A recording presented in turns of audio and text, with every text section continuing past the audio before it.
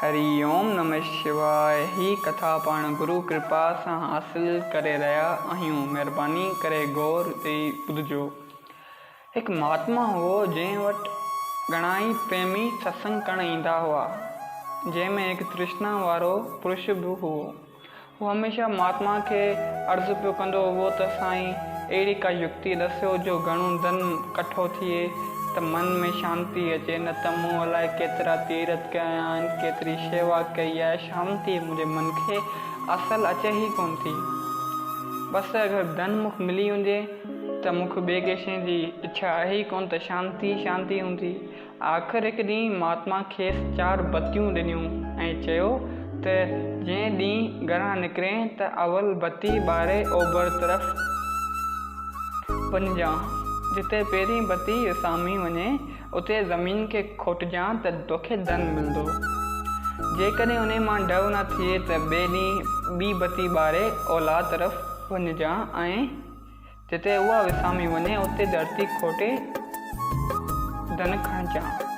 पर जे उन धन मां बि तृप्त न थिए, पेट न भरिजे, अञा तो इच्छा पूरी न थिए त 3 ॾींहं ॾखण तरफ़ वञजांइ ऐं साॻी तरह जिते बती विसामी वञी उन जॻह खे खोटी धन लहिजांइ। उन मां उमेद त तूं डाइजी पवंदे, न त बि शांति में गुज़ारजांइ ऐं चौथी बती कॾहिं बि कमु भुलिजी मत आणी। हू पहिरीं बती ॿारे हलियो ओभर तरफ़ ऐं ज़मीन खोटियईं त टामे जो धन निकितो। ॾाढो ख़ुशि थियो, पर खयां ई न, उते ई रखियो। पर इन खयो कोन, उते ई रखियो न ऐं उन हंधि निशान करे हलियो वियो त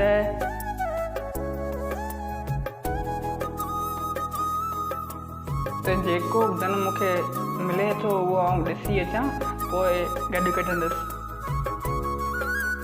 ओला तरफ़ वियो त खोटण सां चांदी जो धन नथा आयसि, उहो बि ना खणी निशान करे हलियो वियो। 3 ॾींहं ॾखण तरफ़ खेसि सोन ई सोन हथु लॻो, पर उहो बि झटपट वरी पूरे निशानी करे मोटी आयो। तृष्णा करे आंध मांध पे थियसि ऐं ख़्यालु कयईं त चौथी बती ॿारे उत्तर तरफ़ बि वञी खोटे ॾिसां।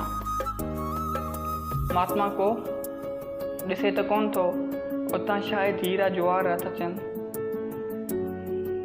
हिन जो दिमाग़ु इंसानी हो ऐं लालची हो। चईं पहिरीं मूंखे मिलियो टामो, पोइ मिलियो चांदी, पोइ मिलिया सोन, हाणे कहिड़ी ख़बर चौथी तरफ़ जवाहर हुजनि, हीरा हुजनि। ऐं महात्मा खे त केरु ॿुधण वारो आहे कोन, ऐं महात्मा सां इहा ॻाल्हि शेयर ई कोन कंदुसि।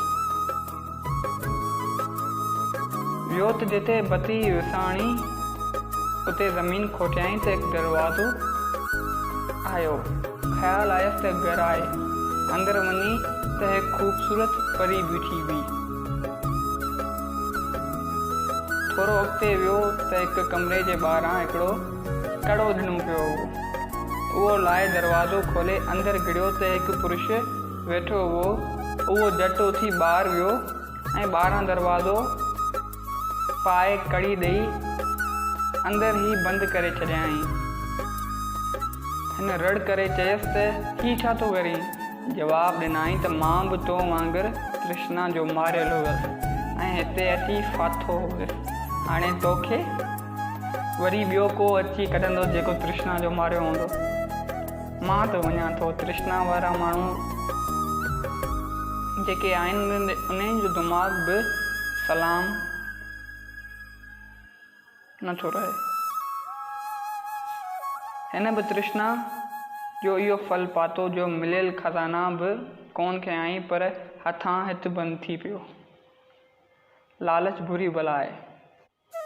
लालच बुरी बला आहे। जीअं तव्हांखे ख़बर आहे, हिन खे अगरि हू लालच न करे हू पंहिंजी ख़ुशहाल ज़िंदगी जी सघियो थे। चओ जय सिया राम। करे ही नंढड़ी कथा तव्हांखे वणी त हिन कथा खे पंहिंजनि तक शेयर कजो, महिरबानी। चओ जय सिया राम।